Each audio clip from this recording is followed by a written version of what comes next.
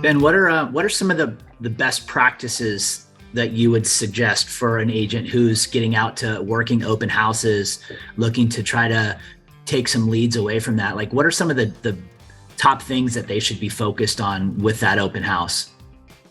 I think the things I just mentioned, it comes down to, if they want to maximize it, they need to be door knocking. And again, they may not be able to do mailers. It depends on what someone has for a budget, but door knocking is basically free. If you print out some flyers, or you don't even have to have anything in hand, but you want to have flyers for the home. So I think door knocking, cold calling around them, but where it's really going to come down to is your conversations that you're having. I don't know if you guys know Phil Jones, exactly what to say. He spoke at EVX a couple of years ago, I think it was. He's just got a great concept on how to talk to people and how to, engage them, come with curiosity on what they're looking for. And all of this, the money's going to be in the follow-up. They always say the fortune's in the follow-up. I think we talked about that on the panel that I was on at EVX. And they got to have a system of collecting the info when they come in. It's digital. I pay for YLOPO. It's a lead gen program. Yep. And they have an open house sign-in system where they sign in right there. It goes right into my follow-up boss, which connects them right into a search on YLOPO, and action plans start up. But you got to also do your own manual things as well, and do a reach out and the follow-up. I tell everybody, even on door knocks and cold calls, rarely you're going to get someone that's going to say, yeah, come over and list my home, or come over and interview for listing my home. Sure. They're going to say, I'm thinking about it. So you got to have a follow-up system.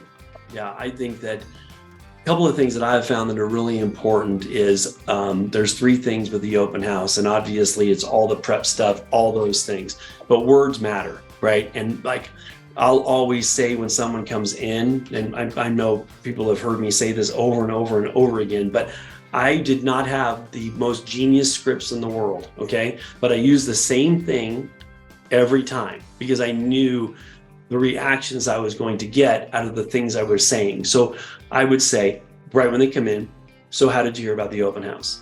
Personally, I really don't care, okay? The second question is, so how have you been getting into homes?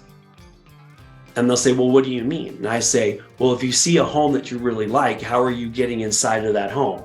Oh, we've just been driving around looking at stuff, right? I never say, do you have an agent? Ever, okay? Like that just never existed. Number two, when they're walking back, I'll say to them, can you see yourself living in this home?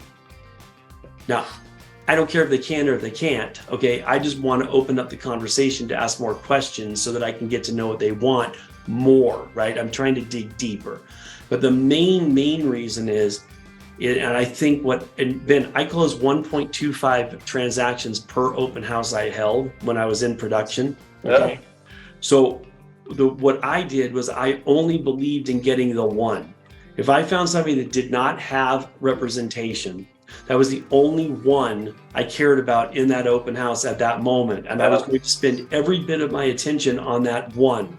Once I was done with that one and they left, I was looking for the next one.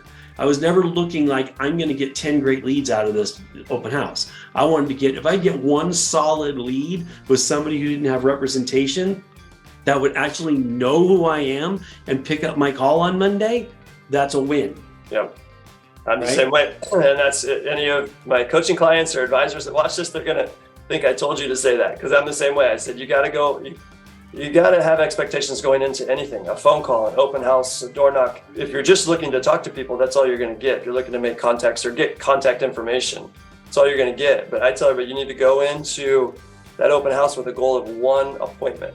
And setting that appointment on the spot, you have such a higher likelihood of that appointment actually happening, because it's set. You're not following. Think about, how hard is it to follow up and get in touch with people, and you got to call them 10 times. If you set that appointment right there, it's much more likely to happen than you're just reminding them about it, and it's probably going to happen.